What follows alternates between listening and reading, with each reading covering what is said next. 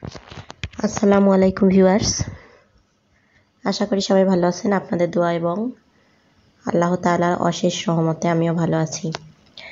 আপনাদেরকে আমি দেখাতে আসলাম আজকে একটি সাইড ব্যাগ। এই ব্যাগটা আমি তৈরি করেছি কিছু টুকরা কাপড় দিয়ে। তো আমার কাছে ছিল একটু টুকরা কাপড়। এই কাপড়টাতে আমি একটা নকশা করেছিলাম এর আগে, আপনারা ভিডিওতে দেখেছিলেন। আমি একটা ছোট বাচ্চার জামার গলার জন্য এই ডিজাইনটা করেছিলাম, কিন্তু পরবর্তীতে জামাটা তৈরি করা হয় নাই। তো এইটা দিয়ে আজকে আমি খুবই সুন্দর করে একটা কাপড়ের ব্যাগ তৈরি করছি। এই ব্যাগটা আমি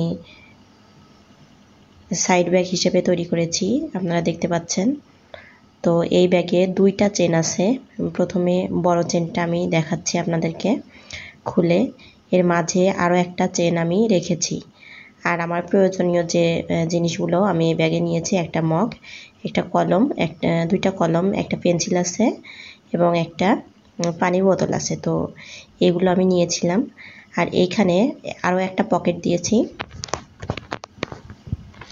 ছোট আরও একটা পকেট দিয়েছি।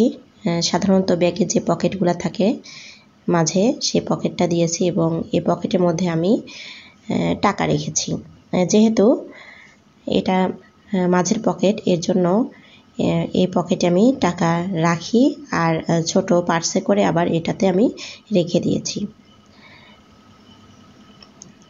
তো ব্যাগে অনেক জায়গা আছে, আপনারা ইচ্ছা করলে অনেক কিছুই ক্যারি করতে পারবেন এভাবে ব্যাগ যদি তৈরি করেন। আর একেবারে লুকটা দেখেন কত সুন্দর লাগছে। তো এরকমভাবে ব্যাগ তৈরি করা কিন্তু অনেকটাই সহজ। পানির বোতলটা আমি বাইরে রেখে দিয়েছিলাম, তাই পানির বোতলটা আমি আবারও ব্যাগের মধ্যে রাখছি, তাছাড়া ভুলে যাব। সবাইকে অসংখ্য ধন্যবাদ।